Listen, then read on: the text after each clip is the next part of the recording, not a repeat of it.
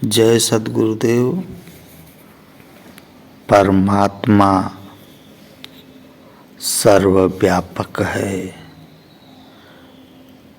आत्मा अणु है। परमात्मा स्थिर है। आत्मा भी स्थिर है, परंतु अक्षर के प्रभाव के कारण जब इस जगत में कंपन होता है, आत्मा भी हिलता डुलता है। परमात्मा सत्य चित्त आनंद है।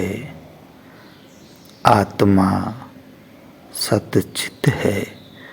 आत्मा के पास अपना कोई आनंद नहीं है। यही कारण है आत्मा की दो अवस्थाएं हैं। या तो यह बद्ध रहेगी या तो मुक्त रहेगी। जब आत्मा मुक्त रहती है तब यह परमानंद का उपभोग करती है। जब आत्मा अज्ञान के कारण प्रकृति चक्र में फंस जाती है तब यह सुख दुख का भोग करती है। परमात्मा अनादि है। आत्मा भी अनादि है। परमात्मा में अनंत ज्ञान है, किंतु आत्मा में अल्प ज्ञान है। विशुद्ध स्वरूप में आत्मा में इच्छा ज्ञान प्रवृत्ति रहती है, जबकि परमात्मा में अनंत ज्ञान है। जब यही आत्मा अज्ञान के कारण प्रकृति चक्र में फंस जाती है तब इसमें तीन गुण और आ जाते हैं: सुख दुख ईर्ष्या। आत्मा मुक्त अवस्था में क्या कारण है कि बंधन में आ जाती है, जबकि वहाँ परमानंद का उपभोग करती रहती है। कोई भी कर्म नहीं रहता है, यानी संचित कर्म, क्रियमाण कर्म एवं जन्म जन्मांतर के कोई कर्म नहीं होते हैं। फिर भी तीन पाद अमृत में रहने के कारण भी यह पतन क्यों कर जाती है? अनंत श्री सद्गुरु सदाफल देव जी महाराज इसका उत्तर देते हैं कि चिरकाल तक आत्मा परमानंद का भोग करते करते उसके अंदर यह इच्छा होती है कि मैं इससे भी अधिक आनंद का भोग करूं, इससे भी अधिक सुख कहीं और है। यही इच्छा होने से तीन पाद अमृत की सीमा जो शुद्ध स्वरूप में है वहाँ से पतन कर जाती है और प्रकृति चक्र में फंस जाती है।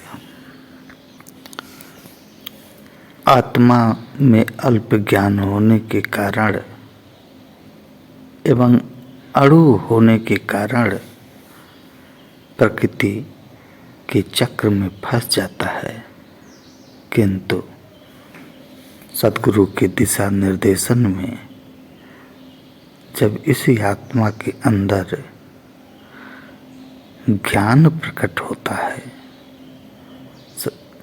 तब यह अक्षर के दर्शन करता है। इसके बाद परम पुरुष परमात्मा को प्राप्त कर लेता है। अनंत श्री सद्गुरु सदा फलदेव जी महाराज कहते हैं, ज्ञानी शुद्ध स्वरूप से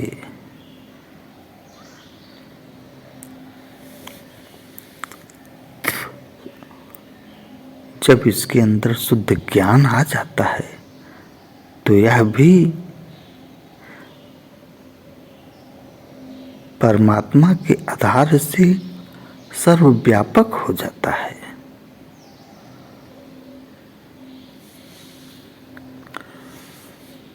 ज्ञानी शुद्ध स्वरूप से व्यापक शब्द आधार, जड़ चेतनमय जगत में देखे प्रभु करतार।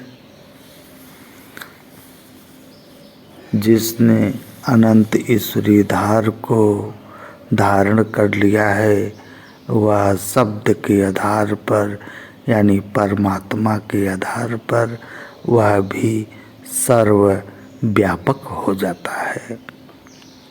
यही योग की असीम महिमा है। सर्वव्यापकता आ जाने से माया उस योगी के अंदर लेस मात्र भी नहीं रहती है। इस शरीर का पालन तब अक्षर के आधार पर परम प्रभु परमात्मा करता है। योगी को अपने शरीर का भान भी नहीं रहता है, किंतु जब अपने मन को प्रकृति चक्र में लेकर के आता है तब उसे यह जगत दृश्यमान होता है, अन्यथा उसे यह जगत भासता रहता है।